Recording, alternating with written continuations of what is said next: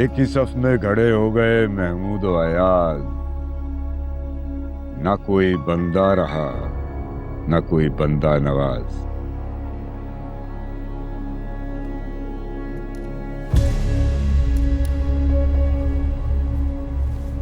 डूब के मर जाना चाहिए हम दोनों को। 20 साल की सियासत के बाद एक कल का लड़का हमें काल कोठड़ी में बंद करके खुद अयाशी कर रहा है। बहुत शौक था ना तुम्हें मेरे पैरों के नीचे से जमीन निकालने का।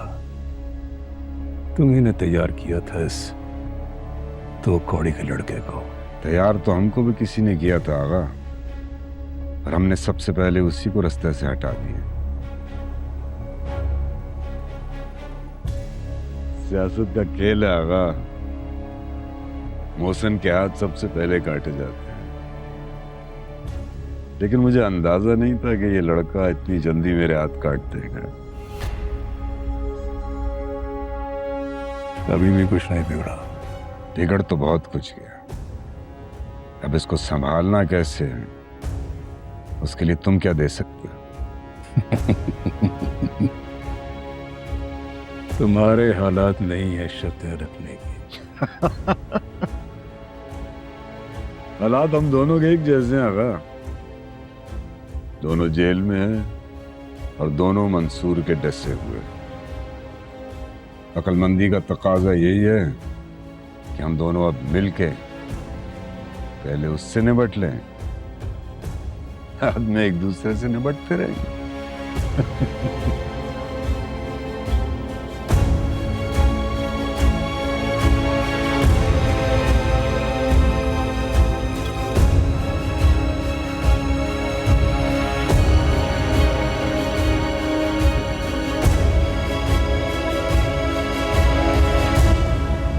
मैंने तुम्हें समझाया था कि तुमने अगर अपना ओहदा अपनी दुश्मनियों के लिए या करप्शन के लिए इस्तेमाल किया तो जैसे मिनिस्ट्री पे मैंने तुम्हें बैठाया है वैसे हटा भी दूंगा। याद है मुझे सीएम साहब।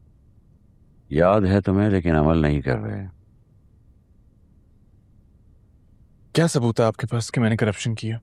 मैं कोई जज नहीं हूं जिसे सबूतों की जरूरत पड़े। कान आंखें खुली हैं मेरी। अच्छी बात है। तो फिर उन खुली आंखों से, खुले कानों से आपको ये बात तो याद होगी कि आपकी ये सीएम की कुर्सी मेरी मेहरबानी से। मेरे पांव में जूते की कीमत इस कुर्सी से कहीं ज्यादा है। मुझे कुर्सी की धमकी मत दो।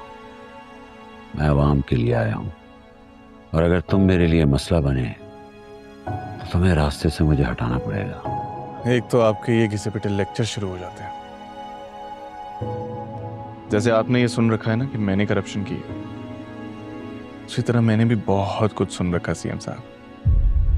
कहां कहां से आपको पैसे मिल रहे हैं, मैंने भी यकीन नहीं किया। आप भी मत कीजिए। तुमने इसलिए नहीं किया कि मैं कर नहीं रहा, और मैं इसलिए यकीन कर रहा हूं क्योंकि तुम कर रहे हो। बस कर दो, छोड़ दो ये सब, वरना मुसीबत में आ जाओगे। एक बात बताऊं सीएम साहब, जब गांव में हमारी फसल अच्छी होती थी ना, तो गांव के लोग हमसे जलते थे। उसी तरह अगर अब मैं तरक्की कर रहा हूं तो मेरे दुश्मन बढ़ रहे हैं, क्या फर्क पड़ता है? फिर तो फौरी तुम्हारी तरक्की रोकनी पड़ेगी, वरना रोज बरोज आवाम तनज़्ज़ुली की तरफ जाएगी।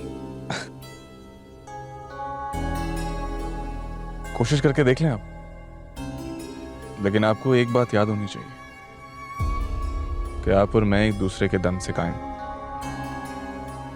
अगर आपने मेरे खिलाफ कुछ किया तो मैं आपकी हुकूमत गिरा दूंगा। 2 वोटों में से 1 वोट तो पहले ही जा चुका है, बाकी बचे तुम एक। तुम जानते हो तुम इतने तन्हा क्यों रह गए हो? क्योंकि जिसे तुम तरक्की कहते हो वो अपने साथ वहशत लाती है, खौफ, अकेलापन। अगर जल्द तुमने अपना क़िबला दुरुस्त नहीं किया तो तुम खुद को ही खा जाओगे।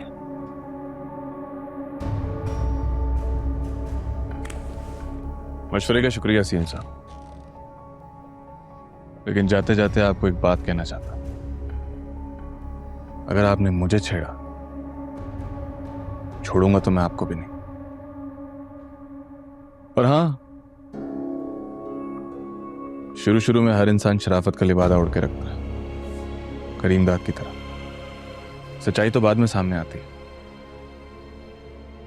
ज्यादा वक्त नहीं लगेगा आपकी सच्चाई भी सामने आने में। मुझे अफसोस है, ये सब तुम्हारी ख्वाहिश ही रह जाएगी। मैं उतना ही पहनता हूं जितना बोझ बर्दाश्त कर सकूं।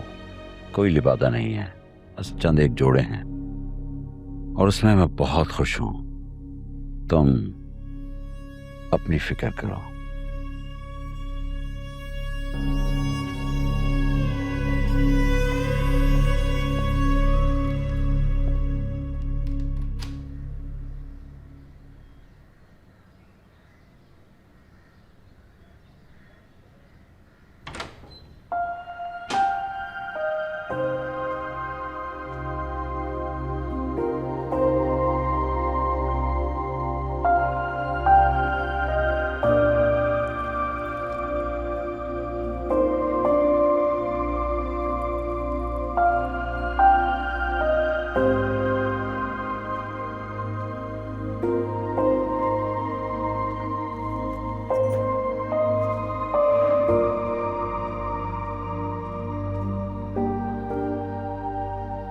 I am sorry.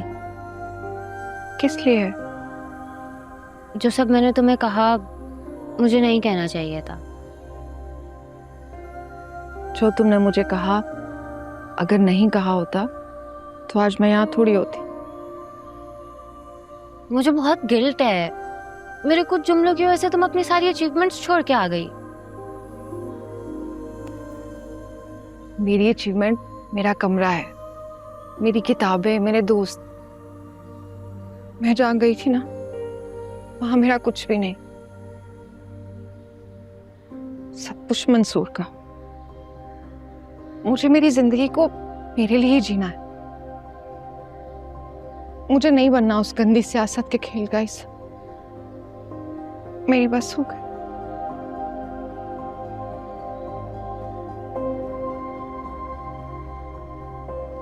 आ गई हूं मैं अब तुम्हारे पास। कैसी हो? ठीक। तो फिर क्या सोचा? फिलहाल तो डिग्री कंप्लीट करनी है। काफी पेपर रहते हैं, क्लासेस काफी मिस हुई है ना, बहुत मुश्किल लग रहा है। कुछ भी मुश्किल नहीं है, हम मिलकर करेंगे। अदिल, मुझे तुम्हें सॉरी कहना है। तुमने हमेशा मेरी बहुत हेल्प की है। जब कोई नहीं था, तुम हमेशा मेरे साथ खड़े रहे, लेकिन मैंने इलेक्शन के बाद तुम्हारे साथ सही बर्ताव नहीं किया।